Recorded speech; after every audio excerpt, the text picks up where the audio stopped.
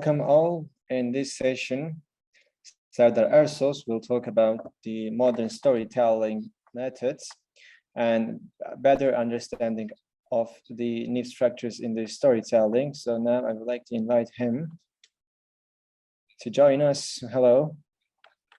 Hello, Mr. Serdar. Welcome again. Thank you. I am Serdar. Let me share my screen. So, hello, I'm Serdar. I'm a storyteller. I'm a story writer. I am participating in the independent games and independent storytellings. I'm working as freelancer for 9 years. I am content creator, both visually and audio, in audio forms on the internet. I'm working as a freelancer. If you're interested in my works, I have a blog. You can find the drafts of my stories. So let's start. Stories. Let us go through the stories briefly. What story is? So stories, I will put it in simplistic terms, but for the aim of the presentation, we need the definitions, the basic definitions. Stories is not like 90 pages long scenarios or long movies. We don't need all these scenes and structures. They're fundamental components of them. But maybe you see on billboards, maybe you have stories. All people have stories. You have some stories to share with your friends. So at the center of the stories, there are the subjects, the human beings. And these human beings and subjects are humans or other creatures that we can create empathy with, and that we predict the movements of those. And the stories has their ends. And even one cup might be the character of the story, as long as we make it as a human.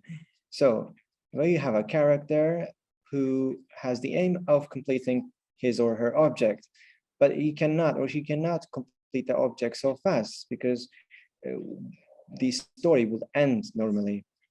We need some obstacles that the character should overcome, and that character should fight, as you know.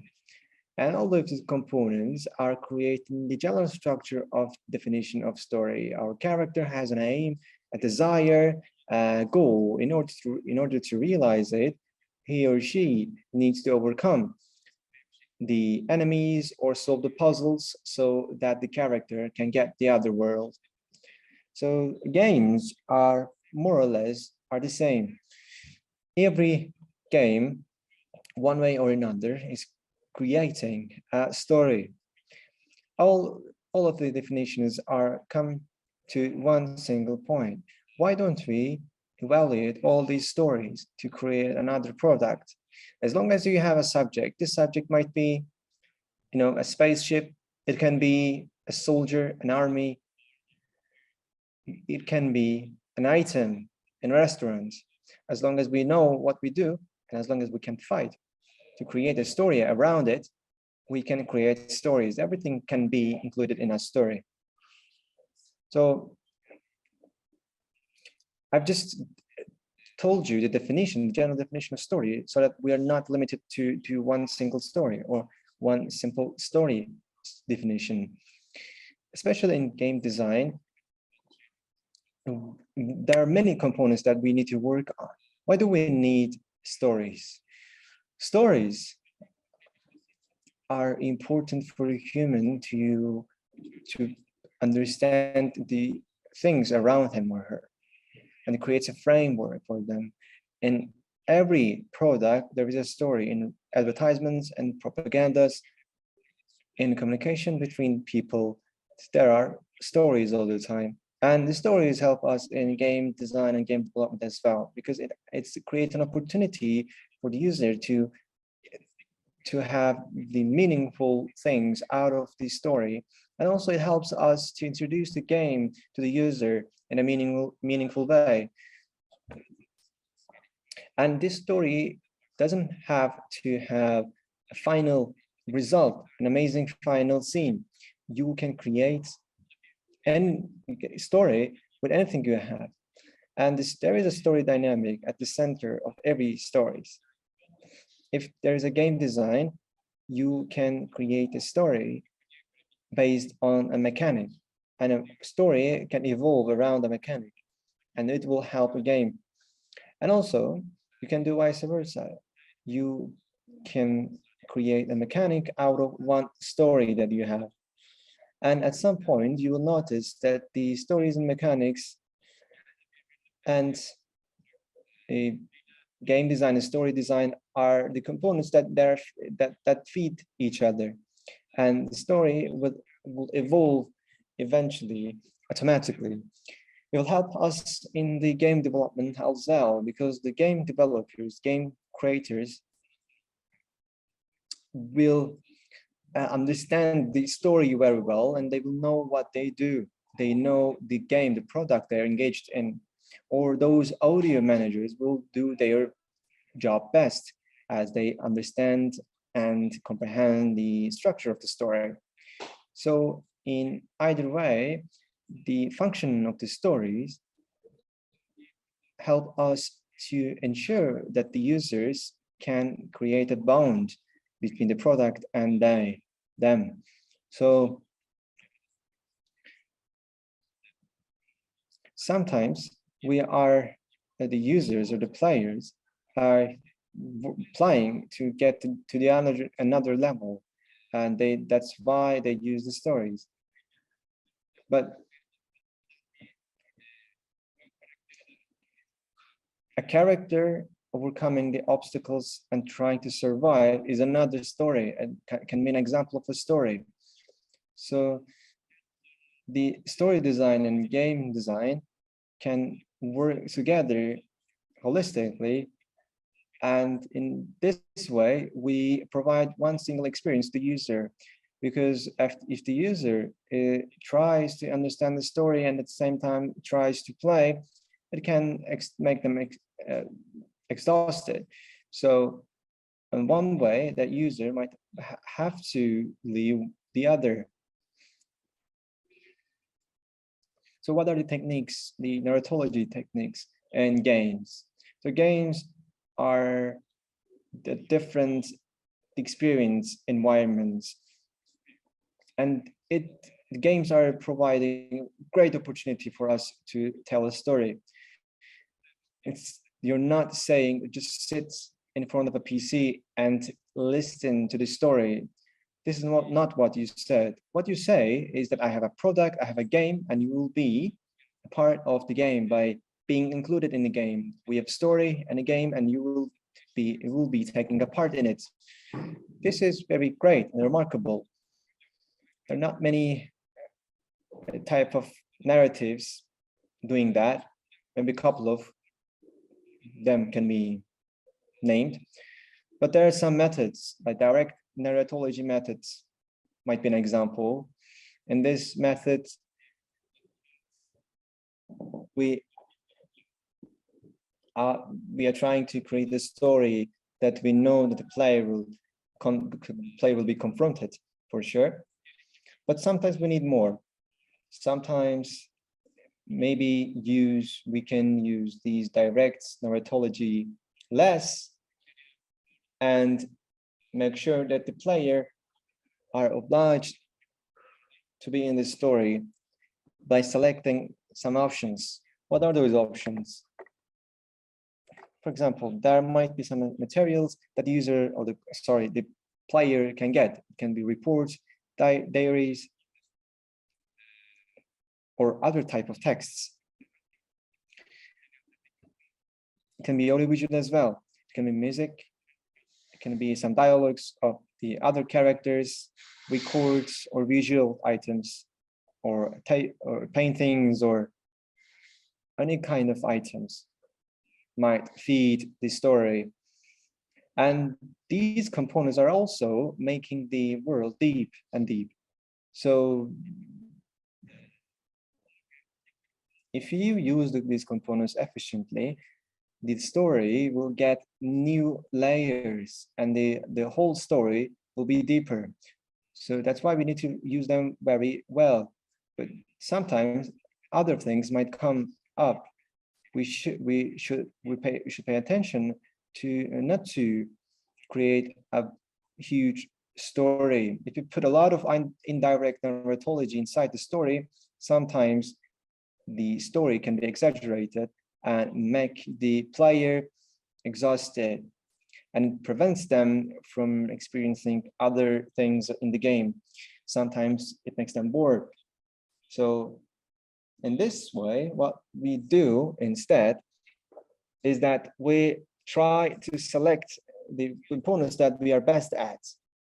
We don't have to use them, all of them. Each of them are very great, but we can highlight a couple of them in our story.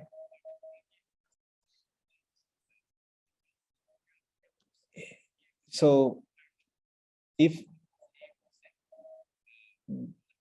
we can use the components that we invested in, or we are good at, or we are confident about, but it's not limited to those components. So when you get an upgrade or an updated version, you can create new things out of visual materials, or new descriptions of the sources, or new text materials might be integrated into the story.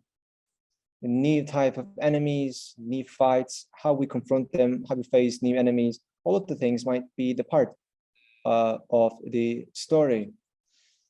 Music, paintings, as I said, they're various. So fundamentally, the experiences, the players, the changes that the player experiences, and the stoppage time between the changes, the change periods, all of them can be used in this story. To put it simply, as you know, there is an order and there's a stoppage. So then that order gets demolished, and after one period you get another order. So I've just put it simply, but this is how it is. If the game is not short, if the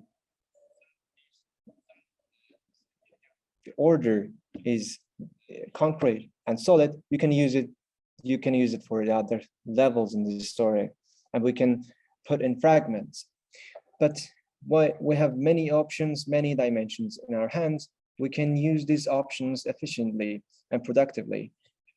And if we can do it, can achieve it, then you will get an enormous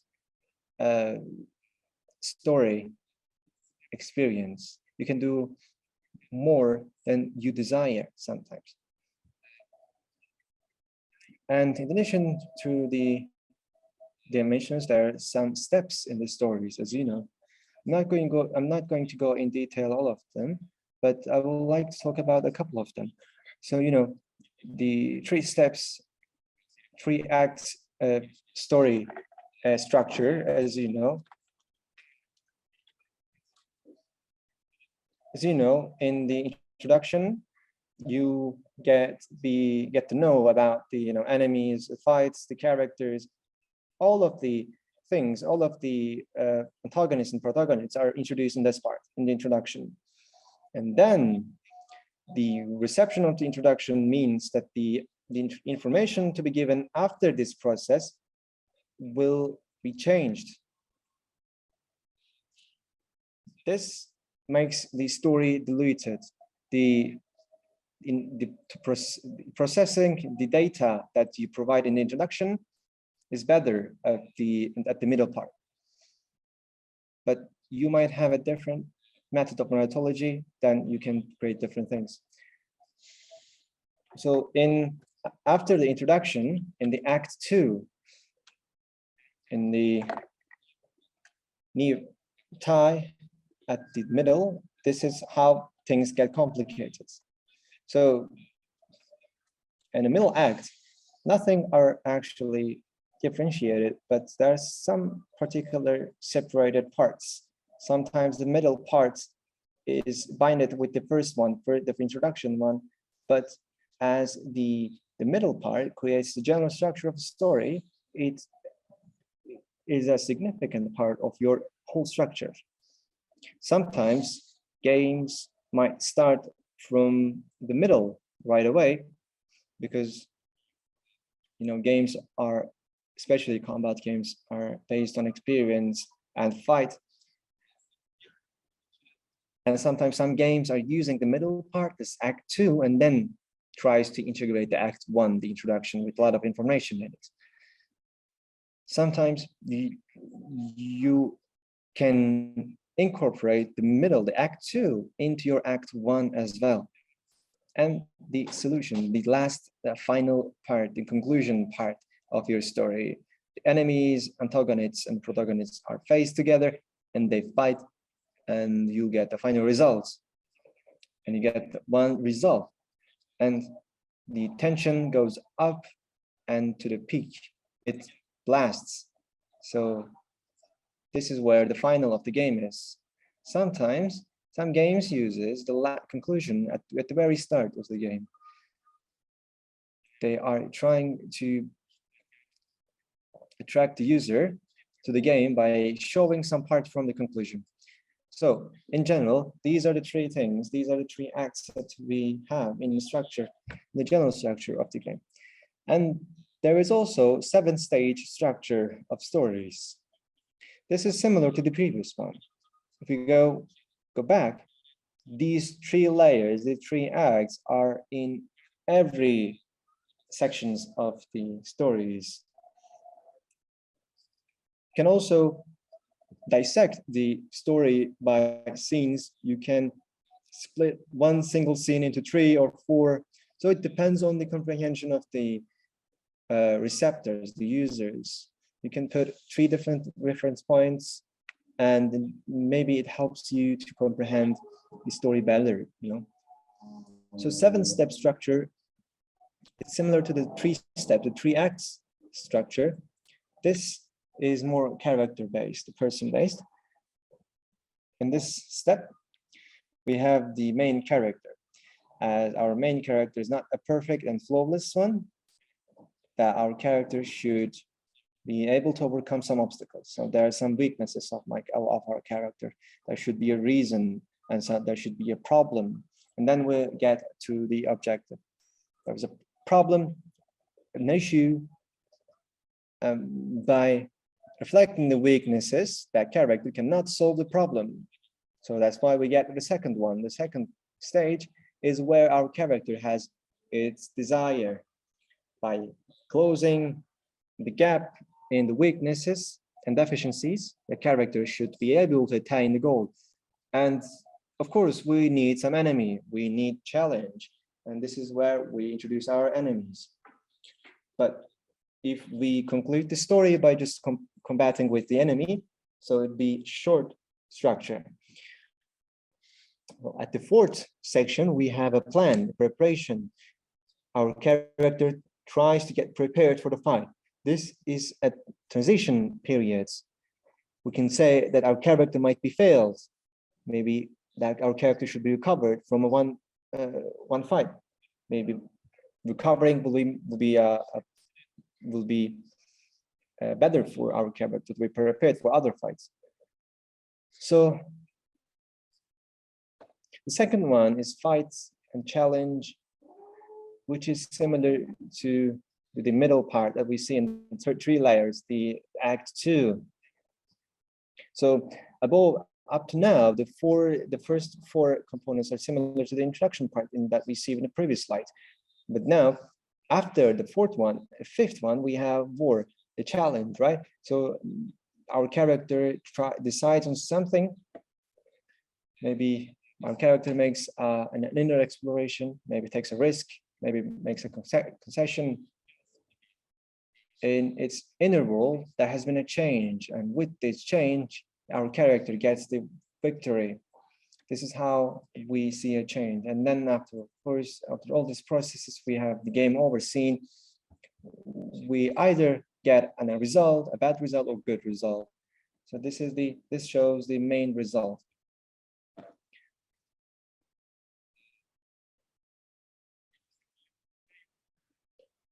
So this is the main structure of our stories, and the stories should have been split into the layer sections.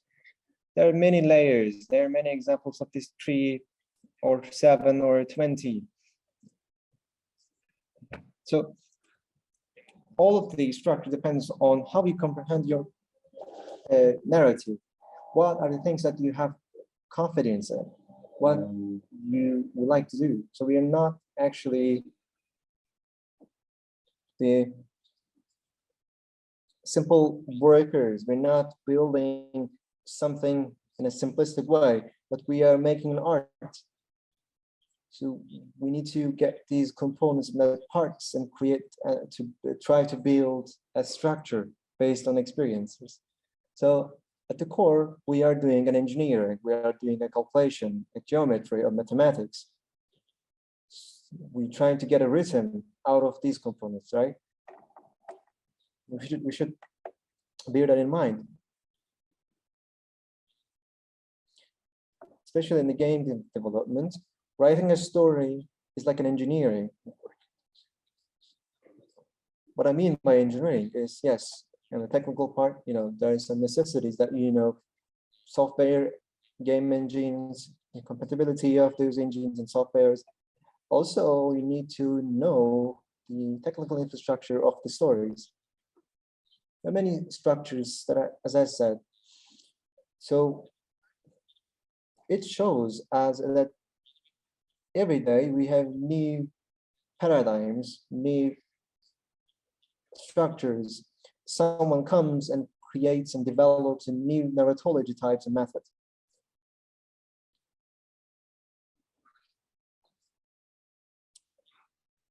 And it boils down the fact that in the future that we will have more technical structuralists formula.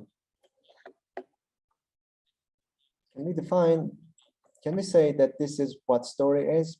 I don't know, maybe one day we will be able to do that, but we need to follow. We should close the monitor the paradigms and updates.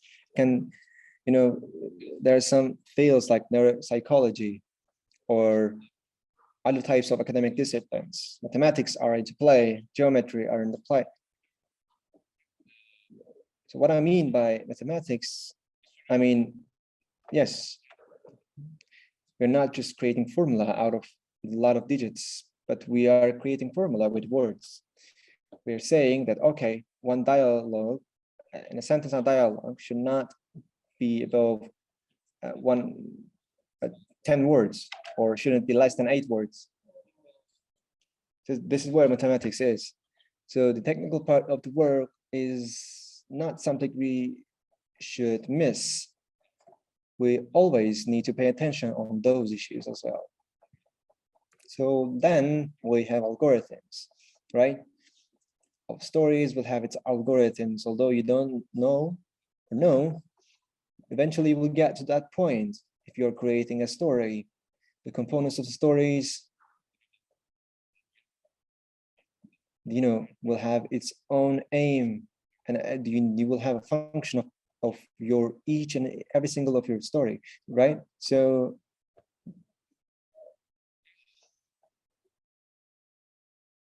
algorithm is not a word that you're unfamiliar with. We need to get to know it. So Lego pieces. All of these components are Lego. All of these elements are Legos.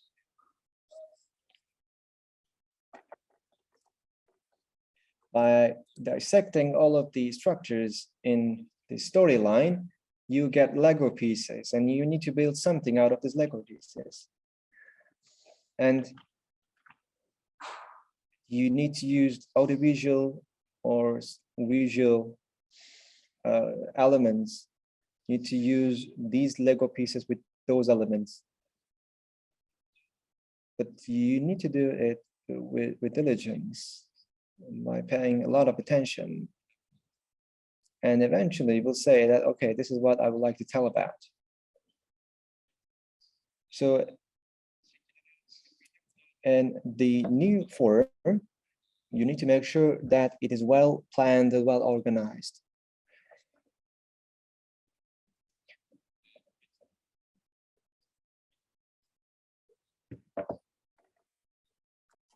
That point is very important. Having pieces in the story is important for the player and for ourselves as well. And it could fall in line when you make them in pieces, when you have a structure. Of course, we all know the gaming industry. Someone could ask for us that we have to change a point, or we have to cut an area, or we might not have time. So we might have to delete a part. So we have to be able to change these parts or plug them in and out. So it's a bit more similar to the TV series, for example.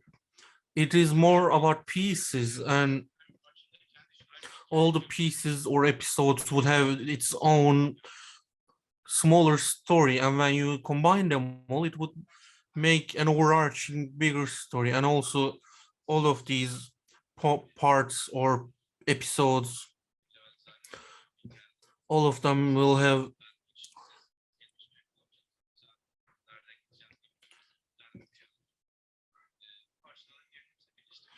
you're going to have to combine these parts, because in time these different visual or audio or maybe level design types of points are going to be very efficient and very important, and efficiency is very important for us. Now, of course, there is an increasing need for stories, and it is normal because gamers and players are constantly asking for more. The sizes of games are increasing, and we are needing to do more. We have to differentiate ourselves, but while we are trying to differentiate, of course, we are increasing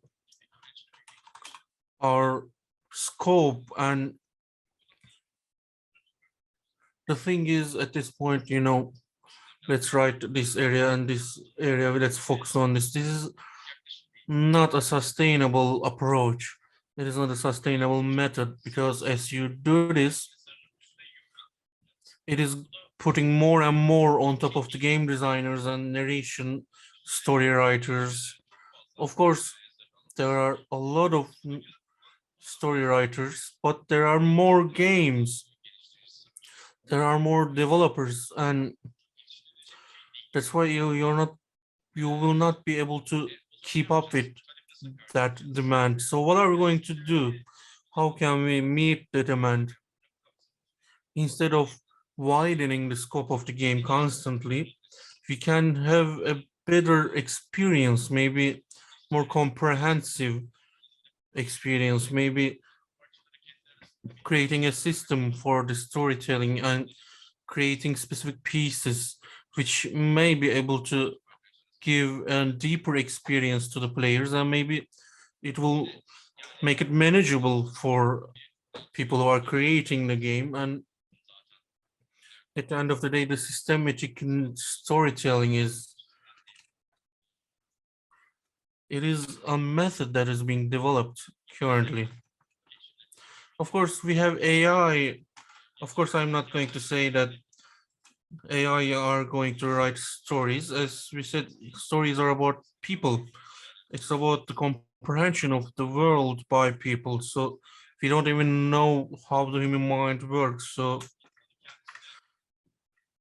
we are not able to figure out how a human works. So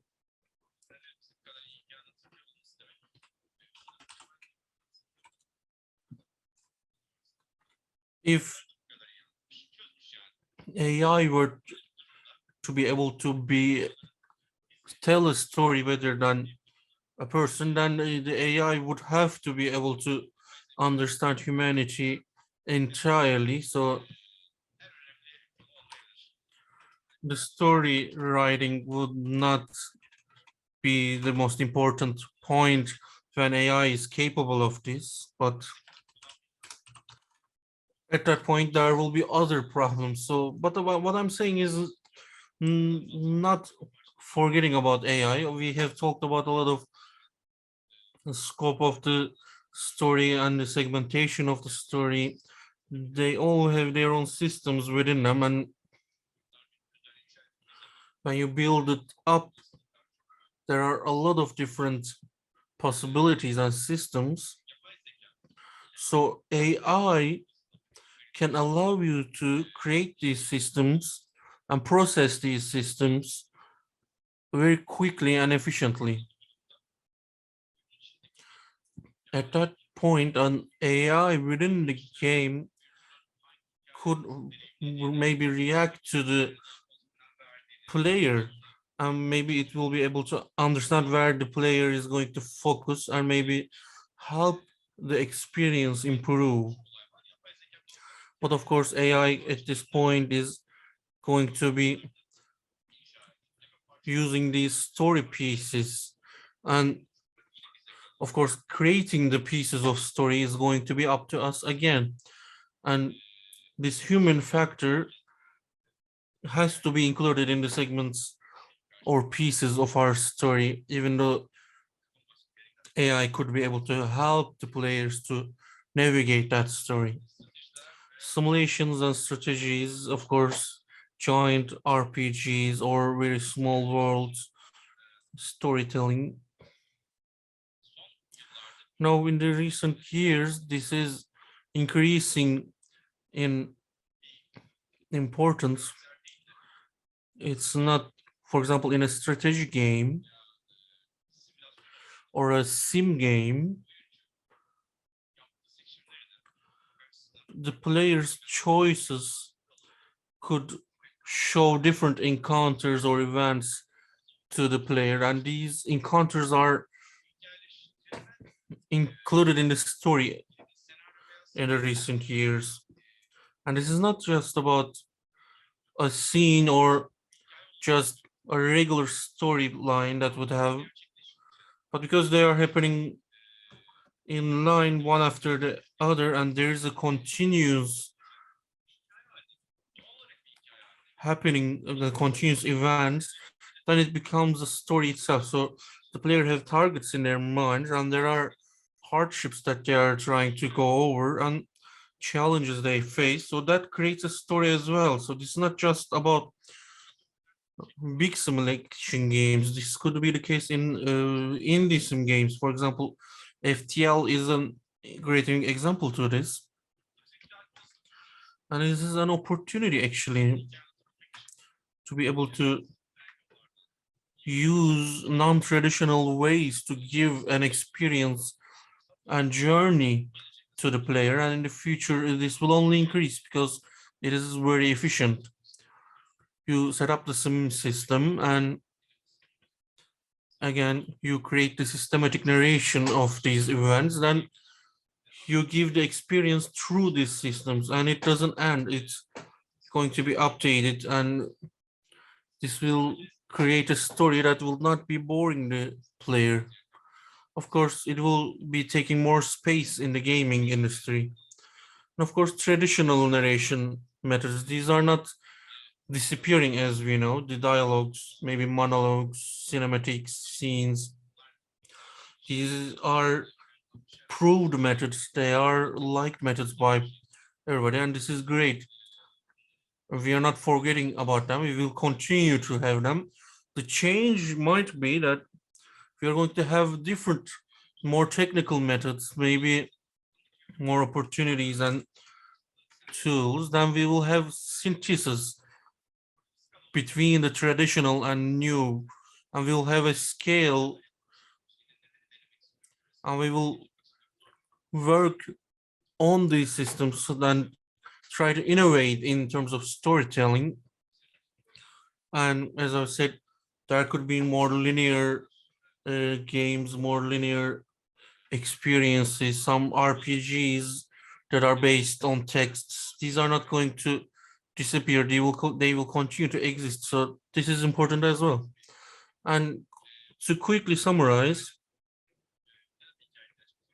why do we need a story? Because these stories are going to help us for the game, and it will help the player understand the game, and it will help us reach the gamer.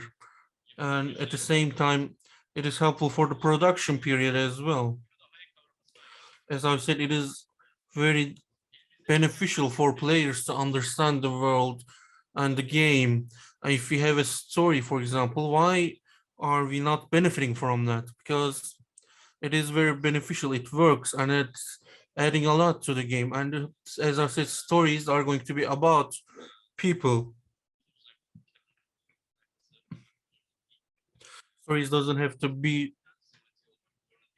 the same way it is in the movies, or it doesn't have to have a grand final scene, but it has to be more grounded. It has to be about people, and that's why we can take this basis, the root of the understanding, and we can process it in our commercials as well, in our game making. And you don't have to have a giant scripts for this system. And there are a lot of different dimensions, and this could be audio, visual, rhythm. We have to use these methods and dimensions, so we have to also combine them with the structural parts, and then we can deepen the experience of the player. And we should of course use these very efficiently, and we shouldn't inflate the narration. We have to think about the technological side of it. We should follow the science of narration and think about it in a more scientific manner, and we have to be efficient. Of course, in the future there will be more narration techniques, and of course efficiency is very important here. If we are more efficient, it will be better for the production, it will be better for the story, it will be better for the player. And that's all I'm going to say today. Thank you very much for listening to me. Thank you. We have one question while we are writing a story for a game. What are the biggest issues that you usually faced, more frequently faced? Usually technical limitations is a big one, but of course you can have a small brainstorming with your teammates, and you will be able to solve that, and you will be able to understand what is possible, what is not possible, and actually lowering the amount of option actually makes it more efficient and makes it faster. Of course, a lot of people also stop and wait for an inspiration, but a story writer shouldn't wait for an inspiration. This is a bit more, I think people think of inspiration like something like a magic, but this is a process. This is a process of production. You have to sit down and produce. You have to focus. So you don't have to wait for a failure of an inspiration. You have to educate your inspiration and control it. We have another question for a fear game. For a horror game, how could we place the story? Of course, if there are questions from other area, if you can talk about it, we will be appreciating that from the room.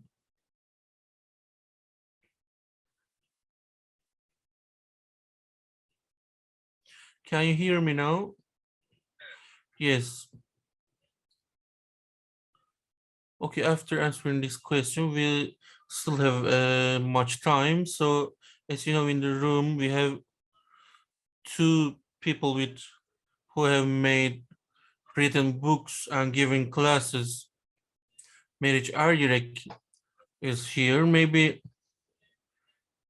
we could have you to discuss this because we have time. Maybe it will be beneficial for all of us if it's okay for you as well. Of course. Let's get this question as well. Let me read the question again. For horror games, how should we place this story? For a horror game, I mean, of course, it's depending on your horror elements. And if you are using tension, maybe you can have environments. You might be able to use the environment, but you could have an enemy, maybe. But in horror games, the story is a bit diluted or extremely exaggerated. So there are a lot of foreign elements that shouldn't exist in that area. So of course, it is very critical usually for horror fans or horror developers. This doesn't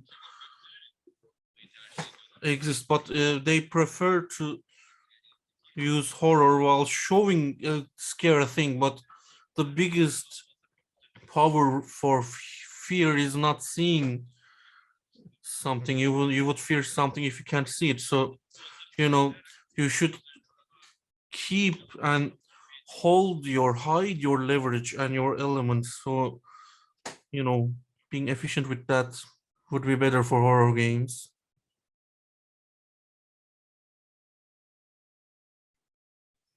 I'm going to turn on the camera. I think they can hear us now. Yes, we can hear you.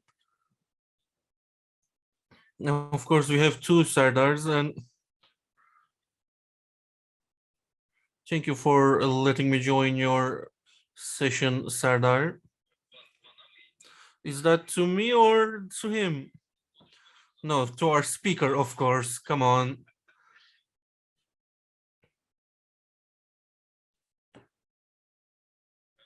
All right, Sardar, can you hear me now? Thank you very much for allowing me to jump into your session. Of course, I would thank you for joining. Now, in an academic sense, Sardar has shown how he applies the academics of narration. I have a different idea. I have a couple of questions to our listeners, not to you. I want to ask questions to our listeners, then we can evaluate the answers. What would you think about that? Sure. I'm sorry. Should we turn off the screen sharing because we can't see you? Okay. Then yesterday, Ahmed said he would have written a great story. And so, Ahmed, what is the definition of the story for you? But you have to come because they can't hear you. Very quickly, we don't have a lot of time, please.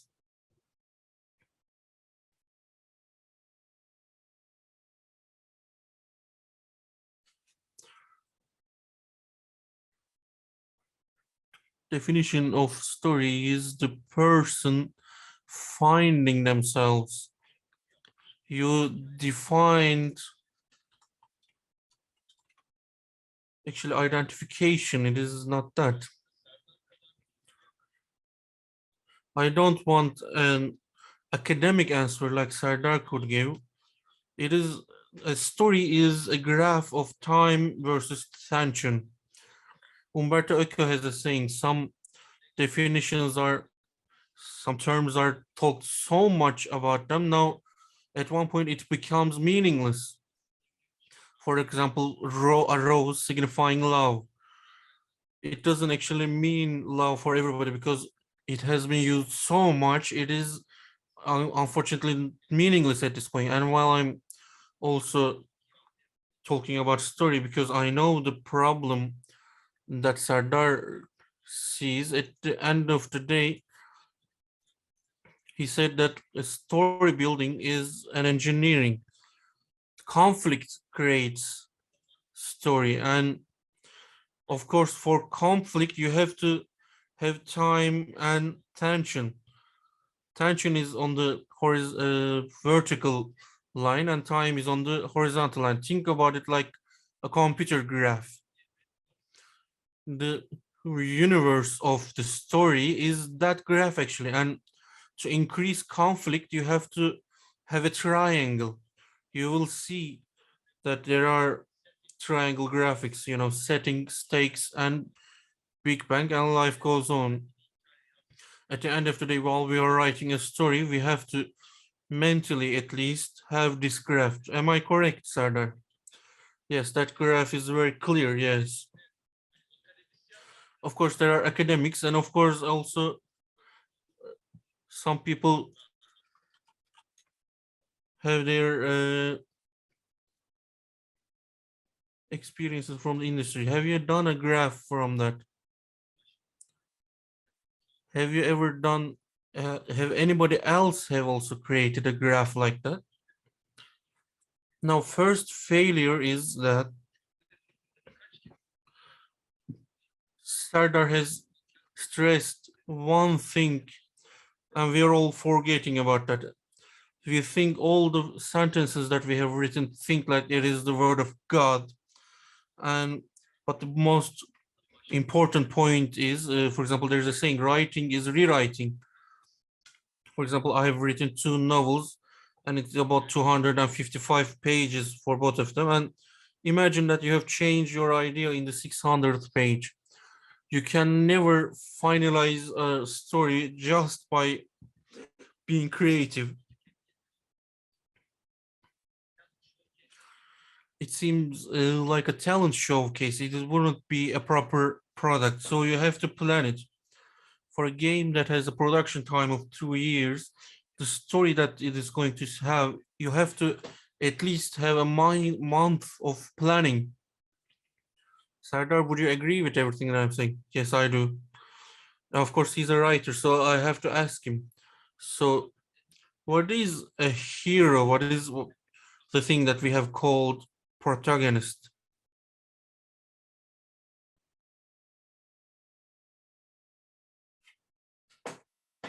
All right.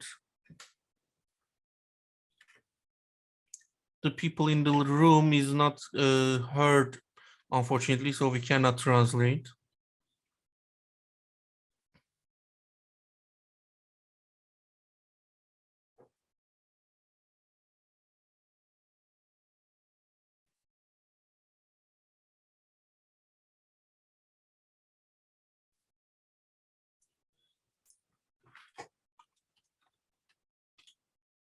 Yes, go ahead.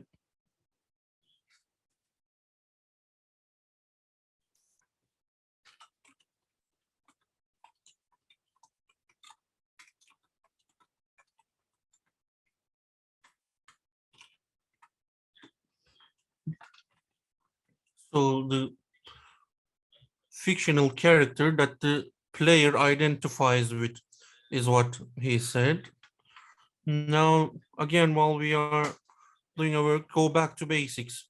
Your definitions are all correct, of course, but for example, I feel problems about marketing because a brand is defined 250 different times.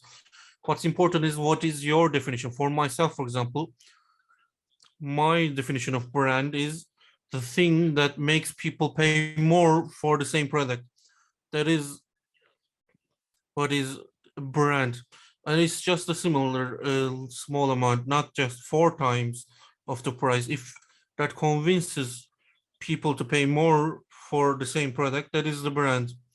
So Sardar, for example, when you take a look at it from the hero's journey point of view, I think he will agree as well. What we call a hero is somebody who is at the wrong place at the wrong time and they constantly try to go home. And hero's journey is that. Now, for your games, have you created a graph for hero's journey? Anyone else? Have you done that?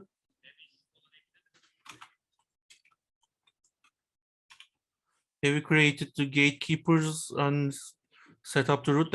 How did you write it without those? These are very basics of the story, and we have been writing stories for 12,000 years, and people who are working on the street levels of these things, there are so many resources that we can talk about it, and it's so formalized. I cannot understand you not using these basic elements. You can just do one Google search and improve yourself extremely. You have to know the basics, and hero's journey is one of them. For all the heroes all around the world, a hero will experience an event, and their world and their themselves changes. They experience tests, they have a journey, and then they lose something from themselves or their environment, then they will be rewarded at the end, and they continue to life. So what you see in the B movies, for example, right now, hero get up, they are living in a trailer park, they heard a robbery, and they realize there are more robberies planned, and they try to solve it, and their ex lover is kidnapped, and they start try to save them. Then they save the ex lover, and but they lose their partners. Then in an ambulance they hug the ex lover, then the camera moves up. So this is the basis of a story. And if you take a look at it, go back to the trials of Hercules. This is the same thing. This is the hero's journey. So these two techniques, if you do not apply this to your projects, I think you have to start after today, because if you don't use these two techniques, you can't write a story, you can't write a novel, you can't write a game, you can't write a screenplay. Why is that? Because it seems like a world-class virtuoso not able to write down notes, not able to read notes, musical notes. You have to know the engineering and creative side. You have to create a product that is sellable. You cannot escape storytelling in this area. What would you say that about that, Serdar? I extremely agree. I think these formals have to be learned, and these are very helpful for you when you learn these things. I wouldn't say it becomes easier, but it earns a structure. It's a bit more concrete when you use the systems. And Serdar, can I ask that it's a personal question? It is dependent on genre, of course, but as an industry, are we as professional as to receive a specific order with a story structure? For example, they want 3 steps, for example, 5 steps, or Hollywood style. Do you have a, what is your process? How do you choose what to use? At this point, actually, I am not applying these to the letter. I try to adapt them. Maybe the project would have the level design or other things required for the specific game, and so I try to adapt these existing structures to that specific project, and how I can improve the efficiency and speed of the project. And as we said, that's 3 step or 5 step or whatever. I try to analyze those, and I would try to get specific pieces from each of them. Sometimes I combine them and I create a synthesis from these. So some transition forms, for example, existing from that. For horror games, for example, I would say that would have a different approach. Online games would have different approaches. That's, adaptation is very important for that. So Sardar, this is also my question, but I think other people would have the same question as well. What about pace? Setting up the pace. Is it up to the writer or art director or designers, game designers? I mean, at that point, This is about the team dynamics, because sometimes some indie projects, for example, we gather and decide on that together. But people are, you know, if there's more than 5 or 6 people, that would create a chaos, of course. But sometimes I decide on that. I set up the episodes or whatever, or sometimes game designer shares a specific vision and I try to set up the tension in accordance to that. But I have a modern approach, so I definitely take a look at the episodes that I've created and parts, and I try to, as I've said, I would try to help the game designer or level designer so they can have the materials required, or art designer can take a look at that and take materials. Of course, the ideal case is starting the writing process while the projects are in the beginning phase.